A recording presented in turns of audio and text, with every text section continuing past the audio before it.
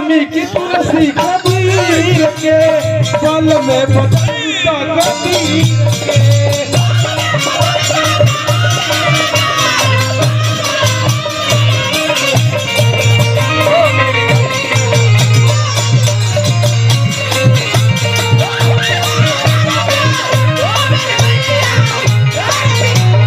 अरे कि धोवत धोवत तोहरे मनिया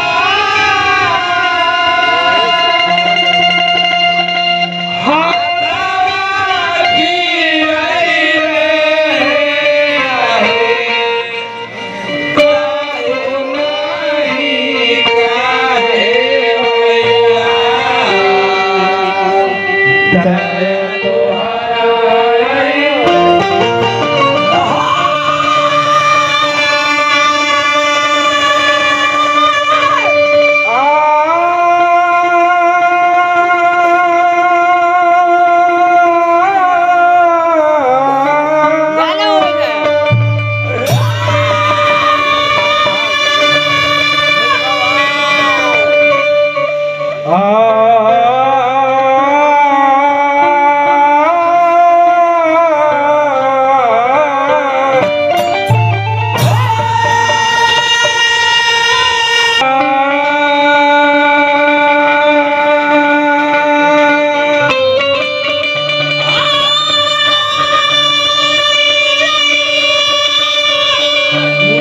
डरना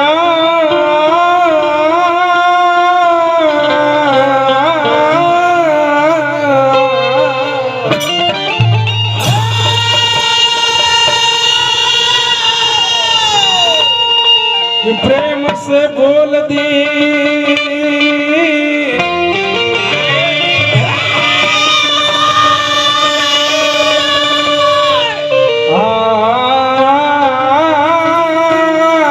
सकती मई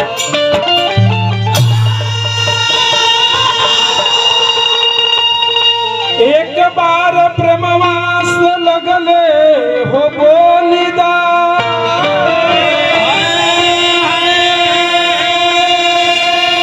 एक बार हो सुगनवा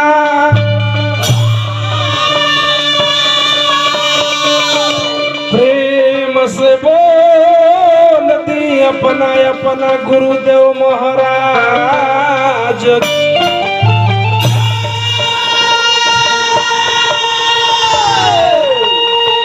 प्रेम से बोल दी स्वर्गीय बड़क यादव की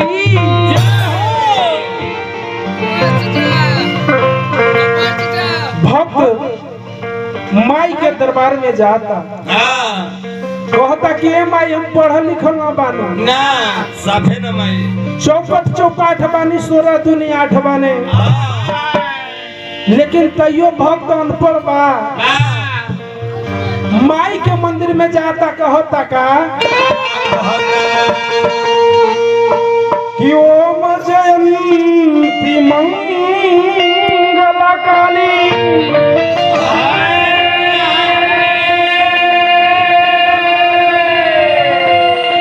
भद्रकाली कपालनी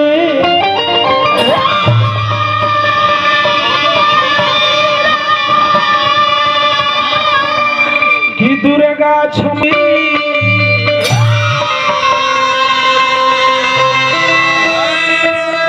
कि स्वाहा स्वधा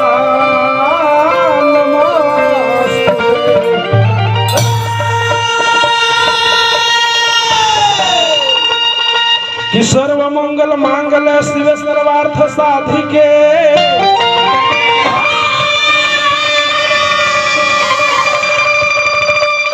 शरण्य त्र्यंबके गौरी नारायणी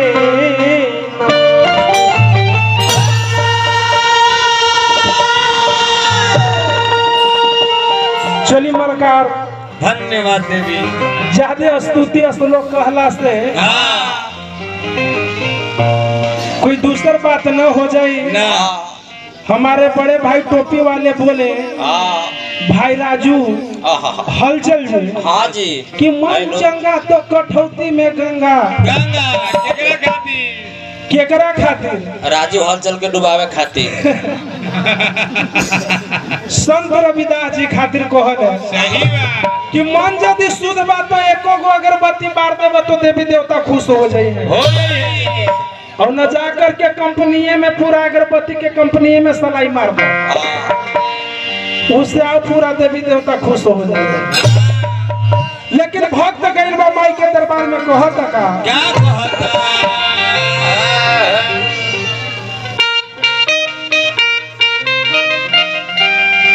कि हे हंस वाहिनी तू हंस पे उड़ान भरी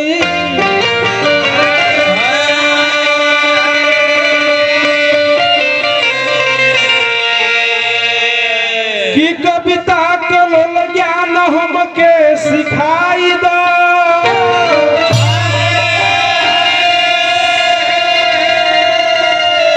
कि ब्रह्म दुलारी होई सबके महतारी माई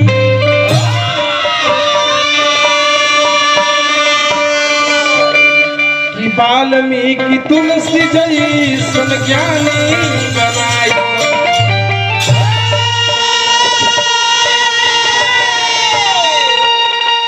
वही ना हर एक की बुद्धि विवेक सब दुष्टन के मार दी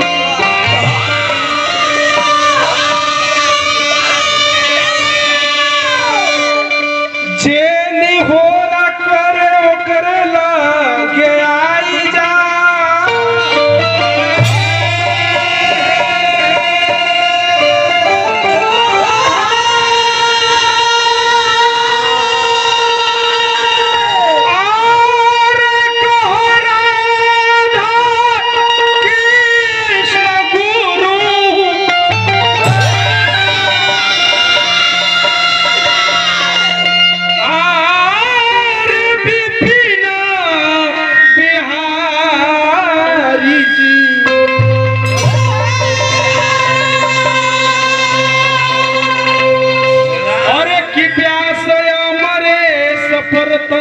दया दी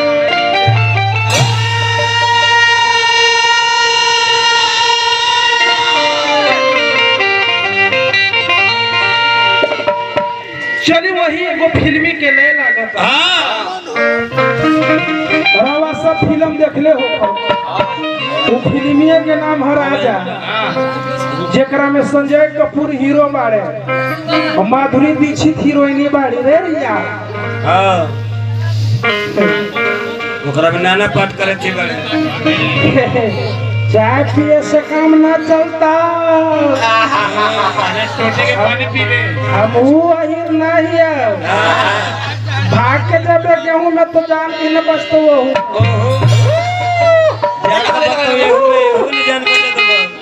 लेकिन वही ले रहेगा और एक की चोट तुझे लगे तो मुझे होता है और एक की आंख तेरी छलके तो आंख मेरा रोता है और एक की चोट तुझे लगे तो दर्द मुझे होता है और एक की आंख तेरी छलके तो आंख मेरा रोता है भाई भाई में अक्सर ये होता है ये होता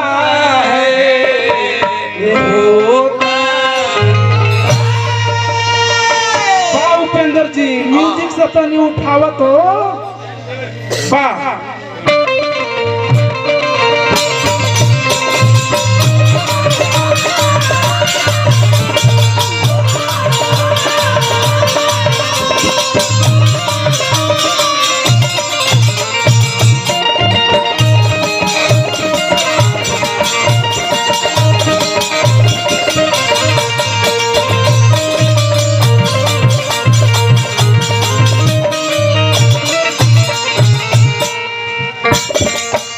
जोड़ी को हटान सरदा भवानी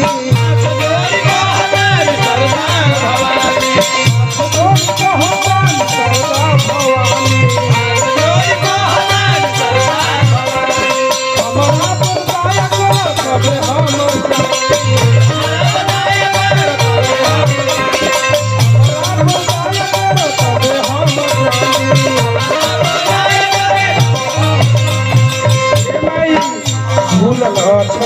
तोनी बता जाना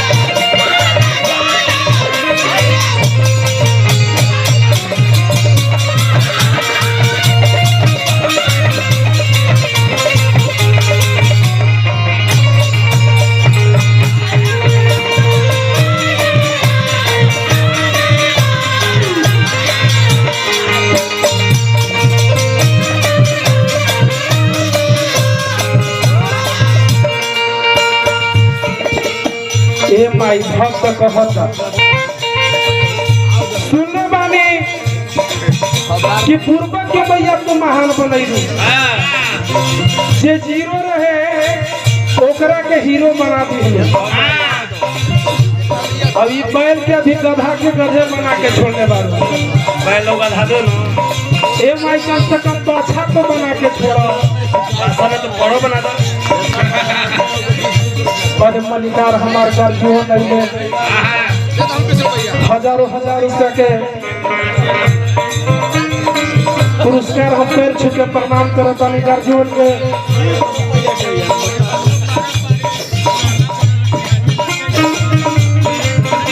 चले सुरेंद्र यादव जी के तरफ से हजारों हजार रुपया के पुरस्कार मिलल जे यहाँ के मेहमान होइले अब इनकर मकान भाई दाऊदे नगर क्षेत्र में पड़ेला जानीला भेंट भइल लेकिन कहे के बात बका ए माई अरे वाल्मीकि तुलसी कबीर के बल में बदलता कबीर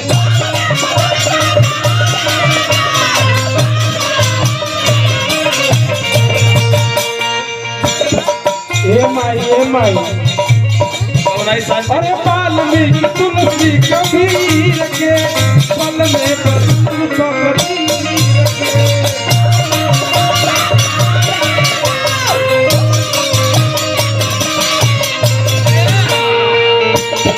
ए माई अरे माई महारानी हो बात हमर मानी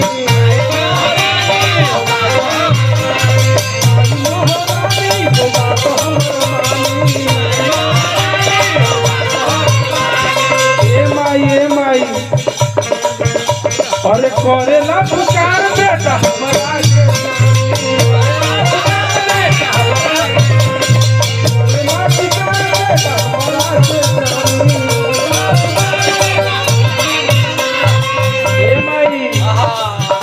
के तू दर्शन दिखा जाना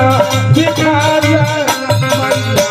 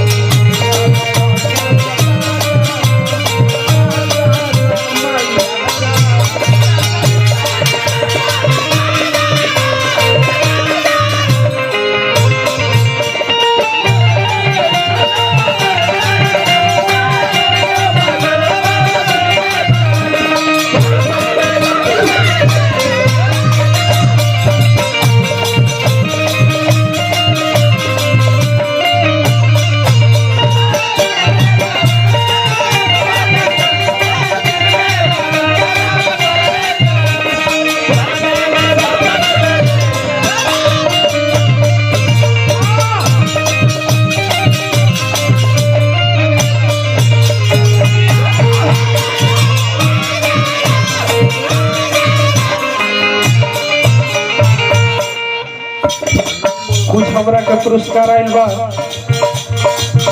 भाई दीनानाथ यादव जी के तरफ से सैकड़ों रुपए के पुरस्कार और हमारे माननीय शॉपकीपर श्री बजिंदर यादव जी के तरफ से भी सैकड़ों रुपया के आशीर्वाद मिलल है। हे माँ सरस्वती बुद्धि विवेक में रहा चार चांद लगा दी काहे कि पूर्वक में नारी के रहुआ ज्ञानी बनोले बानी कैसे मिथिलेश भाई कालिदास के नाम रवा सब सुनता नहीं कालिदास महामूर्ख रहले हां उहे प्यास है सन कालिदास जी हां कर जीवन महामूर्ख रहले हां एक महाराज एगो पेड़ के डाली पर चढ़ गइले हां और चढ़ के ई डाली बा डलिया के एने ना औंठी बैठ गइले हां और लेके कुल्हाड़ी मार डाली के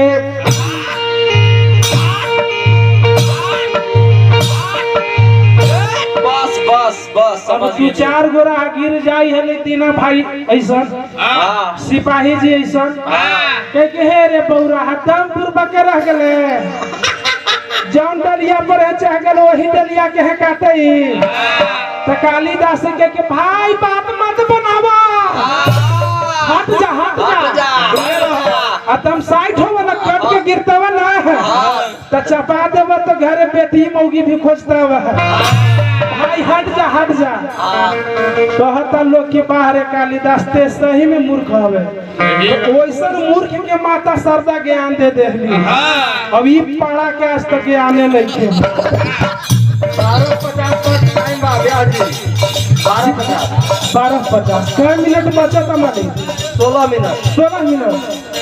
कहे राधा कृष्ण बिहारी जी बादल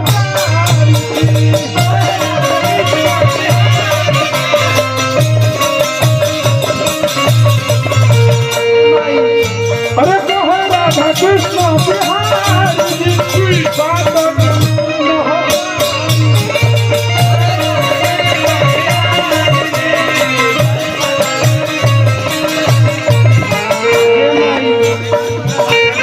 नारी के लाज बचाई